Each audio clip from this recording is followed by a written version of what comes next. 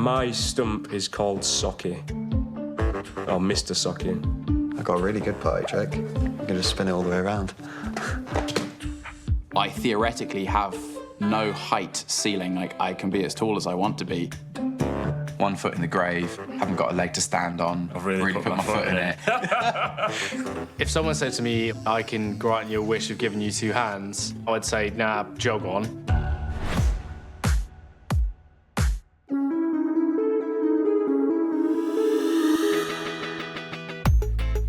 I have been known to exaggerate what happened. His brother's a bad guy, and he actually cut his hand off with a machete. You know, saving a bus full of school children. You've got a robot leg. What happened? So I'll tell him, a shark bit it, and, you know, make a big story out of it. All the little kids like, oh, it's Iron Man.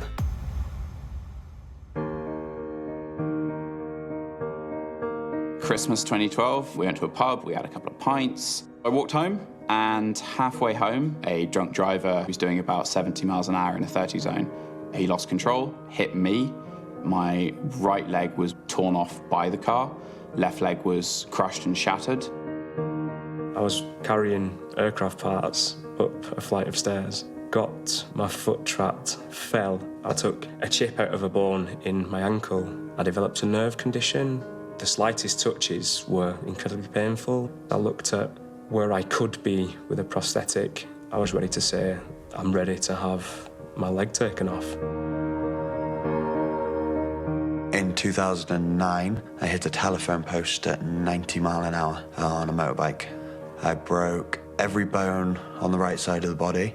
I shattered the pelvis, shattered the collarbone, fractured the lower back, punctured both lungs, tore a kidney, and tore the nerves in my arm straight out of the spine.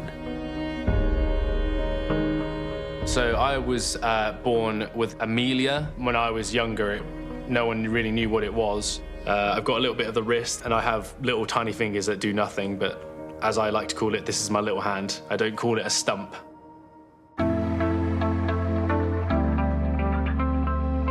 I don't remember the accident. I can't imagine it's a very happy memory. It's a memory I'm quite happy to do without. When I woke up, my mum was there by the bed. She said to me, oh, you know, you've been in an accident, you're in hospital, you know, you've got no legs. And apparently I just sort of looked down and went, yep, cool. What am I supposed to say to that? You know, oh no, I'd like them back. Well, you can't have them back. I do remember saying it in all earnestness. I said, is my tackle okay?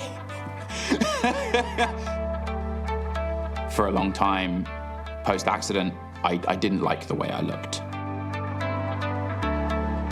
I probably thought that if I was going on a date, the girl I was going on a date with would be like, oh, that guy's an amputee, that's weird. Yeah, I don't want to go on a date with him. I don't want to be seen with him or anything. It's been difficult to get over. Probably 6 years later, I've mostly got past it. Dating using apps is an advantage. I have never put a photo of me in my entirety as my first photo. I don't blame someone for making a snap judgment if they see a photo of a disabled person first. I think it'd be really easy to just not click on that profile. I have no legs. It is in many ways my defining feature. But at the same time, I would like people to consider me before they know that. The guy that hit me, my attitude has always been, if he learnt anything from it, he learnt it the second he learnt what he did. And if he didn't, then no amount of jail or punishment or me being resentful is gonna make him learn that. So why on earth would I be resentful? Resenting someone is like drinking poison and expecting that person to die. It doesn't do you any good.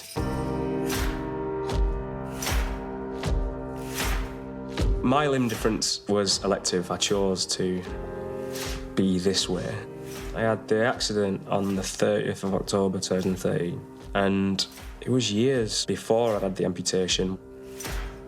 When I was originally injured, I could never rest my right leg on anything because of the pain I'd get. I had physio to try and get better, and I wasn't getting anywhere. My best friend would come and visit, and he'd have my daughter up on his shoulders. They'd be running around all over the place, and it broke my heart. In my head, I'm like, it should be me doing that. I want to chase my daughter. I want to annoy her and steal something from her and make her chase me. And when I made my decision to take my leg off, that was in the forefront of my mind. It was an obvious choice. I had my amputation, and this is where I am now. People will look sort of sideways, that they don't want to make it obvious that they're looking at you. You can ask me if you want, or you can touch it if you want. I'm not ashamed and I'm not afraid. In my school, I was the first child to actually have a limb difference. When you're a young child, you don't really notice it. You don't really know you've got these differences. And the older I got, the more I realized, oh, I am different. This is strange. People would not maybe say something, but it was the look of like shock on their faces, like, he's got an arm off. And then more and more people would point it out, making me feel like weird and secluded from everybody. I used to get a little bit bullied, especially during football. A lot of the kids would say, well, you can't be a goalie because you've only got one hand. I generally just felt like a freak, and that's a very strong word to use, but I was bullied out of my football team. I think it was some kids would bully me because they'd never seen someone with a missing limb. They just felt because I was different that they must make me feel like crap to make themselves feel better. I would hide my hand a lot as a teenager, especially. Dating, very awkward. I was so scared of the shock of what people would say about my arm. It was always the build-up in my head that made things worse, and then actually at the end of it, I was like, oh, actually, things are all right. I don't know why I panicked in the first place. You going to mug me? Am I going to mug you? Is that gorgeous or what, eh? And I believe I can run a decent marathon. Thank you very much. Download Veely now. The leg was amputated a few months after the accident. They tried saving it, they did the best. I was in hospital for a year and 3 or 4 months. And once I got home, I was in a wheelchair. I didn't like the terms disabled and stump and amputation, all that. It was a hard time. I wasn't the nicest of people to be around. Depression, obviously. Everybody around you starts moving on. That hits you hard. I was doing stupid things, fell out with people. You know, it was that bad. I felt that alone, that separated, that angry and mad. It was like, well, that's how I will feel if I don't accept it. I always wanted to get out of the chair. I was very adamant on learning to walk. When I look in the mirror, it's quite difficult, admittedly. I train, obviously, bodybuilding and fitness. Although I know how off balance I am, I know how I'd like to look and could look, and I know the sort of goals physically I could achieve if I sort of wasn't put in this situation.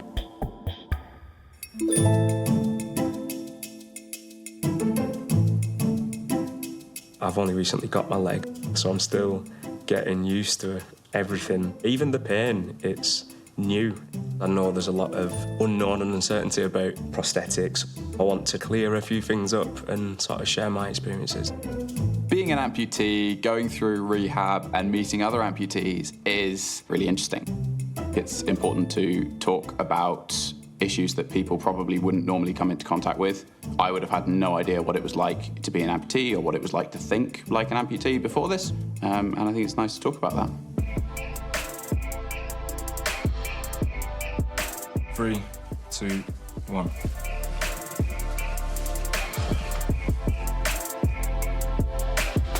I got hit by a drunk driver 6 years ago. And, you know, since then, it's been quite a long time, but I've been on and off prosthetics quite a lot. I've been injured since 2013, but I've Yeah. only been an amputee for 6-ish months now. Is this the solution now? Has it worked? Yeah, massively. It's going to be hard work.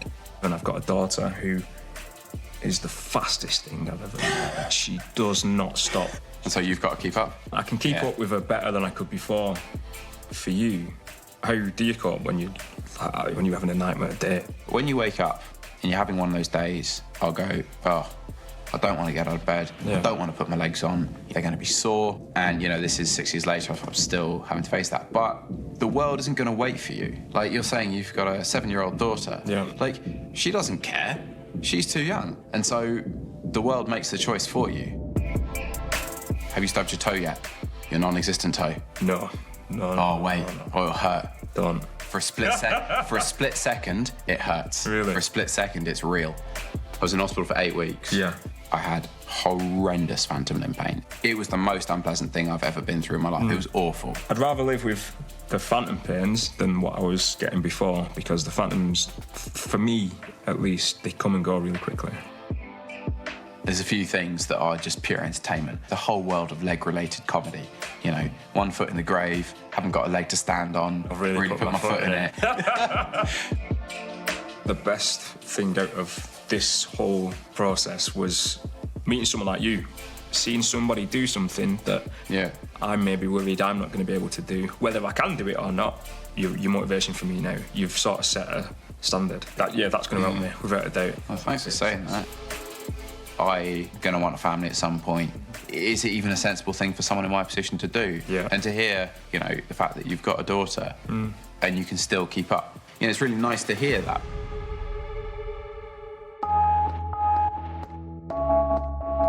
The way my prosthetics work is I have a hard outer socket like this. If I take it off and stand it up, I have a silicone liner which just peels down. I'm quite lucky, actually. I'm a through knee, which means I can actually bear weight through the end of my stump. That is my foot and socket. This is my liner. This is the soft bit between me and the hard carbon fibre. 3 joints in the knee that allow it to completely freely move. A spring in the foot, which helps compel you forward. I always said with the leg I didn't want it to look real because I didn't want it to try and look what it wasn't. This fits only my arm, so turn it on. It's actually using the muscles in my arm, so how you would be doing that is how I can close. And if I do that, it opens. These ribs here push the air, and then that vacuum holds it onto your leg.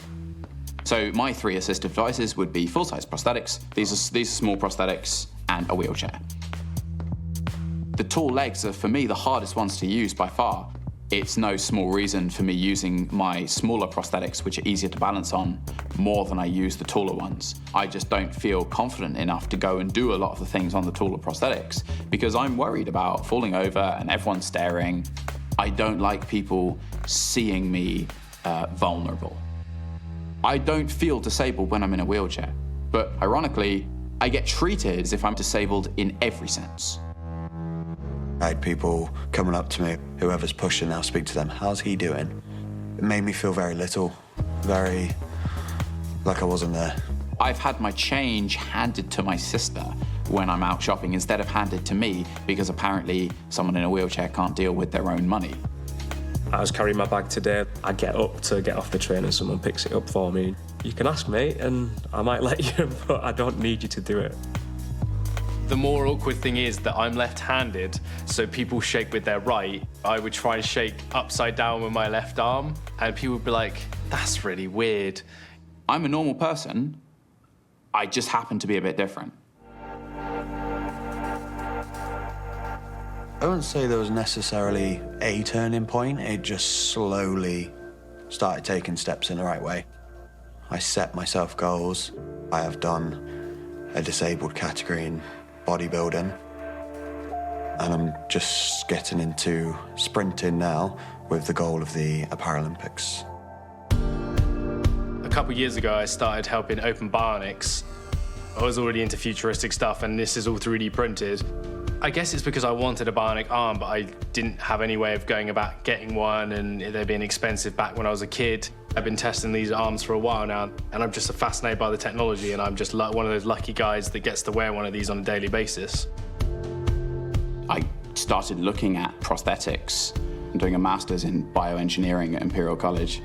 There's a lot of work still to do to bring a prosthetic limb to the point of replicating a biological limb, and I find that really interesting. You know, as an added bonus, you get to feel like you're helping people. this is what I've been working for the past 2-3 years.